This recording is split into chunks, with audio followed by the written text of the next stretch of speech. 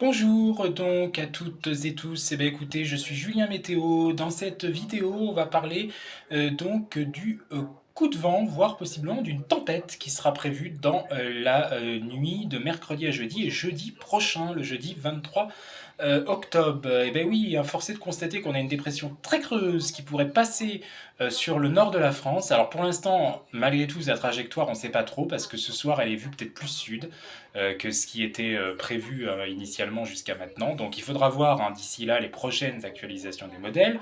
Toujours est-il quand même que de toute façon, le potentiel venteux va devenir important à partir de mercredi. Pourquoi? Parce qu'on a vraiment un jet stream qui va devenir de plus en plus dynamique.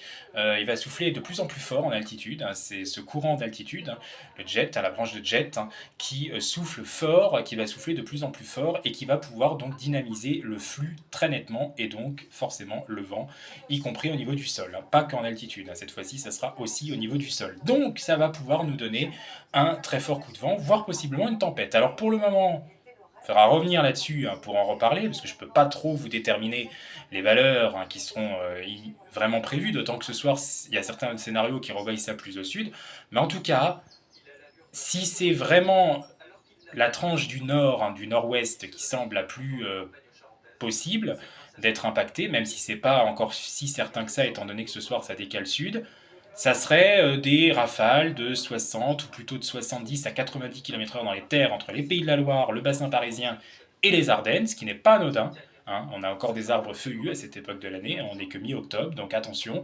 80 à 100 km/h possiblement, voire peut-être même 110 sur le nord de l'Atlantique. Et puis près de la Manche, on aura des vents sur Manche ouest qui pourraient atteindre 100 à 110 km/h et qui seront plutôt de 110 à 130 km/h sur Manche est et en direction des Hauts-de-France sur la partie littorale. Sur la partie littorale, j'entends, puisque dans les terres, on aura des rafales à peu près de 80 à 100, 110 km/h, ce qui est déjà beaucoup aussi, ce qui est déjà quand même pas anodin, bien entendu. Donc voilà, il faudra suivre de près la situation sur cette dépression très creuse, sans positionnement exact, mais a priori, il y aura vraiment un potentiel venteux qui sera vraiment pas à négliger et pas du tout à remettre en cause pour le prochain pour ce jeudi prochain, un jeudi 23 octobre.